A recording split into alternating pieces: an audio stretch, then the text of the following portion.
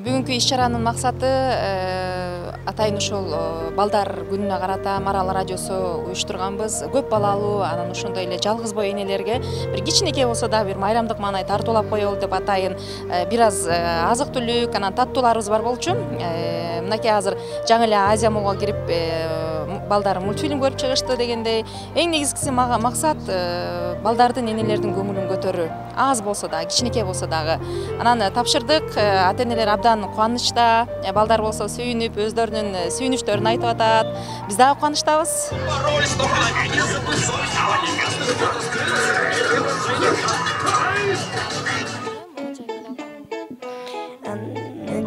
Маманын акчасы жок болчу эле.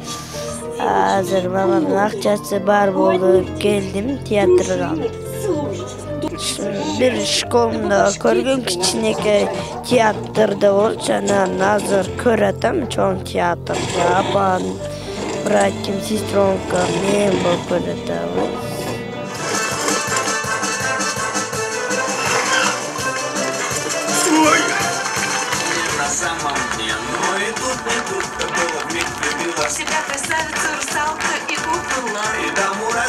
Урматтуу апалар, урматтуу бөбөктөрүбүз, биздин баягы кичинекей уюштурган иш-чарабызга кош келиңиздер.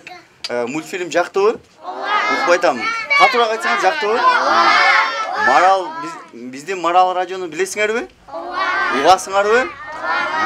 Биз чоңдор кээде биз буну силердин ата-энеңер менен, апаларыңар менен чогуу уюштурдук. Анан буюрса, мындан кийин дагы силерди өзүбүздүн радиобузда коноктойбуз. Анан биз кээде силерди жумуш деп, ал деп унутуп калабыз. Бирок бүгүн бир мындай силер менен чогуу биргеликте силердин маанайыңарды көрүп, силерге бир кичинекей белек тартуулайлы дедик. Анан эжелерге рахмат. Силерге бул кичинекей мультфильм жакты элеби? Жакшы эле болдубу? Окуу жылы бүттүбү?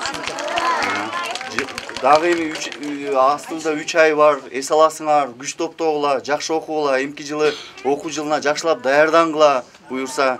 Андан кийин дагы чогуу чаран буюрса, дагы мындан кийин көп иш-чараларда бирге болобуз,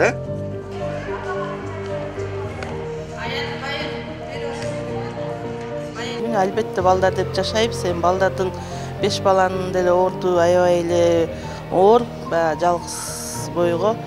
Эми ошону да жеңип келатабыз, 5 балабыз. Ушу балдарды жакшынакай жакка тарбиялаганга, ошолорду имандуу, бактылуу балалыкты сүрсө деген оюбуз да.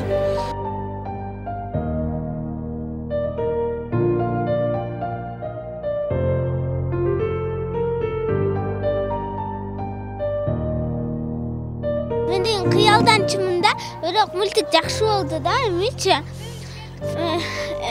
Биз бара алдыйбыз, бирок кинолорго барбайбыз дейт. Эметчи да энем инвалид болганда, анан ошондон бара алчу эмеспиз да.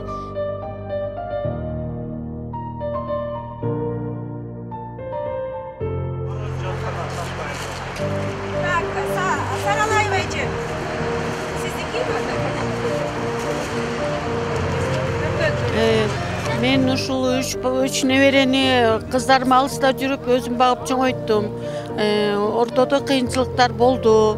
Өзүм орукчамын. Биринчи группада инвалидмин. Балдар ар кандай нерселер сурайт экен. Убагында болбой калган күндөр болду. Ушу элиме, журтума рахмат, жардам берип турушту.